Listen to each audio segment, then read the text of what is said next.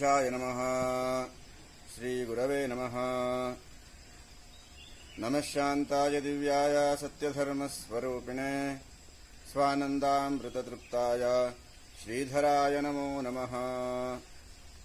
ಸದ್ಗುರು ಶ್ರೀಧರ ಸ್ವಾಮಿಗಳ ಚರಣಾರವಿಂದಕ್ಕೆ ನಮಸ್ಕಾರವನ್ನು ಮಾಡ್ತಾ, ಇವತ್ತಿನ ದಿನ ಶ್ರೀಧರ ಸ್ವಾಮಿಗಳ ಆರಾಧನೆಯ ಪ್ರಯುಕ್ತ ಗುರುಕಮಲಗಳಿಗೆ ನಮಸ್ಕಾರಗಳು. ಆ ನಮಸ್ಕಾರದ ವಿಚಾರವಾಗಿ, ಅರ್ಥಾತ್ ಶ್ರೀಧರ ಸ್ವಾಮಿಗಳ ವಿಚಾರವಾಗಿ ಒಂದೆರಡು ಮಾತನ್ನು ಹಂಚಿಕೊಳ್ಳುವ ಎನ್ನುವಂತಹದ್ದು ಮನಸ್ಸು. ಭಗವಾನ್ ಸದ್ಗುರು ಶ್ರೀಧರ ಸ್ವಾಮಿಗಳು ಅವರು ದತ್ತಾತ್ರೇಯನ ಅವತಾರಿಗಳಾಗಿ ಜನಿಸಿದ್ದು ಚಿಂಚೋಳಿ ಗ್ರಾಮದ ಕಮಲಾ ನಾರಾಯಣರ ತಪಸ್ಸಿನ ಫಲವಾಗಿ ಭಗವಂತ ದತ್ತಾತ್ರೇಯರು ಶ್ರೀಧರರಾಗಿ ಜನಿಸಿದ್ದು. ಅವರಿಗೆ ಬಂದಂತಹ ನಾಗಶಾಪದ ಪರಿಹಾರಕ್ಕೋಸ್ಕರವಾಗಿಯೂ ಈ ಜಗತ್ತಿನ ನಮ್ಮೆಲ್ಲರ ಉದ್ಧಾರಕ್ಕಾಗಿಯೂ ಆ ನಾರಾಯಣ ಕಮಲಾ ದಂಪತಿಗಳು ಗಾಣಗಾಪುರಕ್ಕೆ ಹೋಗಿ ದತ್ತಾತ್ರೇಯನ ಆರಾಧನೆಯನ್ನು ಮಾಡ್ತಾರೆ. ಅನೇಕ ಕಾಲದ ತಪಸ್ಸಿನ ಫಲವಾಗಿ ಭಗವಂತನಾದಂತಹ ಗುರು ದತ್ತಾತ್ರೇಯರ ಅನುಗ್ರಹ, ಅಭಯ ಅವರಿಗೆ ಪ್ರಾಪ್ತಿಯಾಗಿ ಅವರಿಗೆ ಸಂತಾನದ ಅನುಗ್ರಹ ಎನ್ನುವಂತಹದ್ದು ದತ್ತಾತ್ರೇಯನ ಪ್ರೇರಣೆಯಿಂದ ಸಿಕ್ಕಾಗ ಅವರು ಸಂತೋಷಭರಿತರಾಗ್ತಾರೆ. ಆ ಅನುಗ್ರಹದ ಫಲವಾಗಿ ಶ್ರೀಧರರ ಜನನ ಆಗ್ತದೆ. ಭಗವಾನ್ ಶ್ರೀಧರರು ಜನಿಸಿದ್ದು ದತ್ತ ಜಯಂತಿಯ ದಿವಸ. ದತ್ತಾತ್ರೇಯರ ಜಯಂತಿ ಅಂತ ಹೇಳಿ ನಾವು ವರ್ಷ ಹೇಗೆ ಆರಾಧನೆ ಮಾಡ್ತೇವೋ, ಆ ದತ್ತ ಜಯಂತಿಯ ದಿನವೇ ಆ ಭಗವಾನ್ ಶ್ರೀಧರ ಸ್ವಾಮಿಗಳ ಜನನ ಆಗ್ತದೆ. ಕಡು ಬಡತನದಲ್ಲಿ ಅವರು ಬೆಳೆದರೂ ಕೂಡ ಸದಾಕಾಲ ಆತ್ಮ ಶ್ರೀಮಂತಿಕೆಯಿಂದ ಬೆಳೆಯುತ್ತಾ ಅವರ ಬಂಧು ಬಾಂಧವರೆಲ್ಲರನ್ನೂ ಕೂಡ ಕಳೆದುಕೊಳ್ತಾರೆ. ಅವರಿಗಿದ್ದಂತಹ ಶಾಪದ ಪರಿಣಾಮವಾಗಿ. ಆದರೆ ಅವರೆಲ್ಲರಿಗೂ ಕೂಡ ಮೋಕ್ಷವನ್ನು ಅನುಗ್ರಹಿಸಿದಂತಹ ಶ್ರೀಧರರು ತಾಯಿಗೊಂದು ಮಾತು ಕೊಡ್ತಾರೆ. ಅಮ್ಮ, ಜಗದಲ್ಲಿರುವಂತಹ ಎಲ್ಲ ಸ್ತ್ರೀಯರೂ ಕೂಡ ನನಗೆ ಮಾತೆಯ ಸಮಾನ ಎನ್ನುವಂತಹ ಮಾತನ್ನು ಅವರು ಹೇಳಿದ್ದು ಪ್ರಧಾನ. ಅಲ್ಲಿಂದ ಮುಂದೆ ಜೀವನ ಪರ್ಯಂತ ಅವರು ಅದೇ ರೀತಿಯಾಗಿ ಎಲ್ಲರನ್ನೂ ಕೂಡ ಸ್ತ್ರೀಯರನ್ನ ಮಾತೃ ಸ್ವರೂಪದಲ್ಲಿ ಕಂಡು ಎಲ್ಲರಿಗೂ ಅನುಗ್ರಹವನ್ನು ಮಾಡ್ತಾ ಬಂದಂಥವರು. ದತ್ತಾತ್ರೇಯರ ಪ್ರೇರಣೆಯಂತೆ ಸಮರ್ಥ ರಾಮದಾಸರ ಸಮಾಧಿ ಸಜ್ಜನಗಢದಲ್ಲಿ, ಆ ಸಜ್ಜನಗಢಕ್ಕೆ ಹೋಗಿ ಅಲ್ಲಿ ವಿಜಯದಶಮಿಯ ದಿವಸ ಪರ್ವಕಾಲದಲ್ಲಿ ಸಮರ್ಥ ರಾಮದಾಸರಿಂದ ಅವರು ಸನ್ಯಾಸ ದೀಕ್ಷೆಯನ್ನು ಪಡೆದುಕೊಳ್ಳುತ್ತಾರೆ. ಆ ಕಾಲದಲ್ಲಿ ಈಗ 300-400 ವರ್ಷಗಳ ಹಿಂದಿನ ಸಮರ್ಥರು ಅವರಿಗೆ ದರ್ಶನವನ್ನು ಕೊಟ್ಟು, ಸಮಾಧಿಯಿಂದ ಎದ್ದು ಬಂದು ಅವರಿಗೆ ದರ್ಶನವನ್ನು ಕೊಟ್ಟು ಅವರಿಗೆ ಕಾಷಾಯ ಕಮಂಡಲಗಳನ್ನು ಕೊಡ್ತಾರೆ ಎನ್ನುವಂತಹದ್ದು ಇಲ್ಲಿ ಪ್ರಧಾನ. ಆ ಮೂಲಕವಾಗಿ ಸಮರ್ಥ ರಾಮದಾಸರಿಂದ ಅನುಗ್ರಹವನ್ನ, ಸನ್ಯಾಸ ದೀಕ್ಷೆಯನ್ನ ಪಡೆದಂತಹ ಭಗವಾನ್ ಶ್ರೀಧರರು ಅಲ್ಲಿಂದ ದಕ್ಷಿಣಕ್ಕೆ ನಡೆ ಎಂಬಂತಹ ಸಮರ್ಥರ ಆದೇಶದಂತೆ ನಮ್ಮ ಕರ್ನಾಟಕಕ್ಕೆ ಬರ್ತಾರೆ.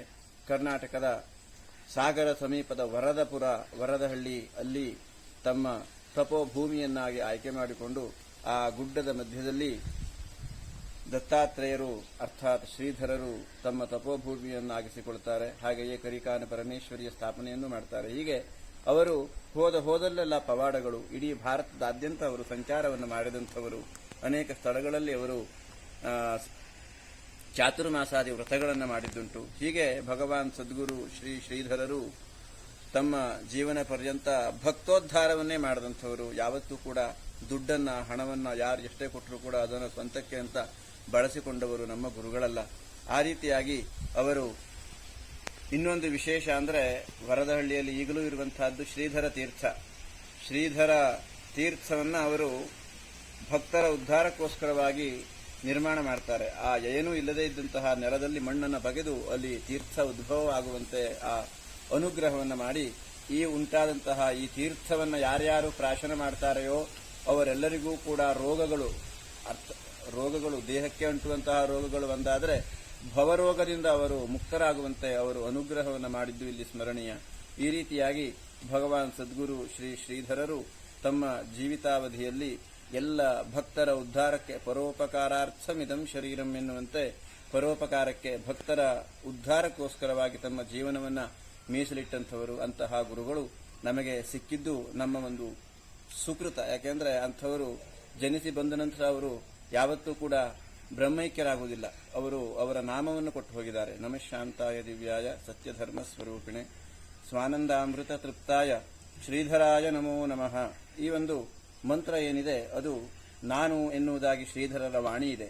ಆ ರೀತಿಯಲ್ಲಿ ಅವರು ನಮ್ಮೊಂದಿಗೆ ಯಾವಾಗಲೂ ಕೂಡ ಸದಾ ಇದ್ದಾರೆ. ಅರ್ಥಾತ್ ಈ ಮಂತ್ರವನ್ನ ಯಾರ್ಯಾರು ಜಪ ಮಾಡಿದಾರೆಯೋ, ಜಪ ಮಾಡ್ತಾರೆಯೋ ಅವರೆಲ್ಲರಿಗೂ ಭಗವಾನ್ ಶ್ರೀಧರರ ಒಂದು ಅನುಗ್ರಹ ಸದಾ ಇರ್ತದೆ. ಅವರಲ್ಲಿಯೇ ಆ ಶ್ರೀಧರರು ಉಳಿಯುತ್ತಾರೆ ಎನ್ನುವಂತಹದ್ದು ಇಲ್ಲಿ ಮಹತ್ವ. ಆ ರೀತಿಯಾಗಿ ಆ ಭಗವಾನ್ ಸದ್ಗುರು ಶ್ರೀಧರರಿಗೆ ಪುನಃ ಪುನಃ ನಾವು ನಮಸ್ಕರಿಸೋಣ. ತರಣಿ ದರ್ಶನಕ್ಕಿಂತ ಕಿರಣಾನುಭವ ಸುಲಭ, ಪರಮಶಾಸ್ತ್ರಕ್ಕಿಂತ ಸರಿಯುದಾಹರಣೆ, ಪರಮತತ್ವವನರಿತ ಗುರುವನರಸುವುದೆಲ್ಲಿ, ದೊರೆತಂದು ನೀಂ ಧನ್ಯ ಮಂಕುತಿಮ್ಮ ಎಂಬುದಾಗಿ ಹೇಳಿದ್ದಾರೆ. ಅಂದ್ರೆ ನಮಗೆ ಸೂರ್ಯನನ್ನು ನೇರವಾಗಿ ನೋಡುವುದು ತುಂಬಾ ಕಷ್ಟ. ಕಣ್ಣುಗಳೆಲ್ಲ ಮುಚ್ಚಿ ಹೋಗ್ತದೆ. ಸೂರ್ಯನನ್ನು ನೋಡಿ ಬೇರೆ ಏನು ನೋಡಿದ್ರು ಎಲ್ಲ ಕತ್ತಲೆಯಾಗಿ ಕಾಣುತ್ತದೆ. ಆದರೆ ಸೂರ್ಯ ಕಿರಣವನ್ನು ನಾವು ಅನುಭವಿಸುವುದು ಅತ್ಯಂತ ಸುಲಭ. ಅದು ನಾವು ಬೇಡ ಅಂದ್ರೂ ನಮ್ಮ ಮೇಲೆ ಬೀಳುತ್ತದೆ. ಹಾಗೆಯೇ ಪರಮಶಾಸ್ತ್ರಕ್ಕಿಂತ ಉದಾಹರಣೆ ಸುಲಭ. ಉದಾಹರಣೆ ಕೊಟ್ಟು ದೇವರಿಲ್ಲ ಅಂತಂದವನಿಗೆ ನಾವು ನೋಡು ಗಾಳಿ ಇದೆ, ಆ ಗಾಳಿಯಲ್ಲಿ ಆ ದೇವರ ಅಂಶ ಇದೆ, ನೀನು ಸುರಾಡ್ತಾ ಇರುವಂತಹದ್ದು ಗಾಳಿ, ಅದನ್ನು ನೀನು ವರ್ತಕೋ ಅಂತ ಹೇಳಿ ನಾವು ತಿಳಿಸ್ಕೊಳ್ಬಹುದು. ಆದರೆ ಬ್ರಹ್ಮ ಸತ್ಯಂ ಜಗನ್ಮಿಥ್ಯ ಇತ್ಯಾದಿ ಬ್ರಹ್ಮವಾಕ್ಯಗಳನ್ನ ಶಾಸ್ತ್ರವಾಕ್ಯಗಳನ್ನ ಹೇಳಿ ಅರ್ಥ ಮಾಡಿಸುವುದು ತುಂಬಾ ಕಷ್ಟ. ಹಾಗೆ ಪರಮತತ್ವವನ್ನರಿತ ಗುರುವನ್ನರಸುವುದೆಲ್ಲಿ, ಈ ಪ್ರಪಂಚದಲ್ಲಿ ಕಾಷಾಯ ವಸ್ತ್ರ ಧರಿಸಿ ವ್ಯರ್ಥವಾದಂತಹ ಸುಳ್ಳು ಸುಳ್ಳು ಬೂಟಾಟಿಕೆಯ ಗುರುಗಳು ಅನೇಕ ಸಿಕ್ಬಿಡ್ತಾರೆ.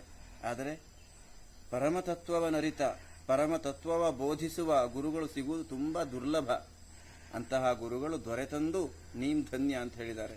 ಆ ಗುರುಗಳು ನಮಗೆ ಸಿಕ್ಕಿದ್ದಾರೆ, ಅವರ ನಾಮ ನಮಗೆ ಸಿಕ್ಕಿದೆ.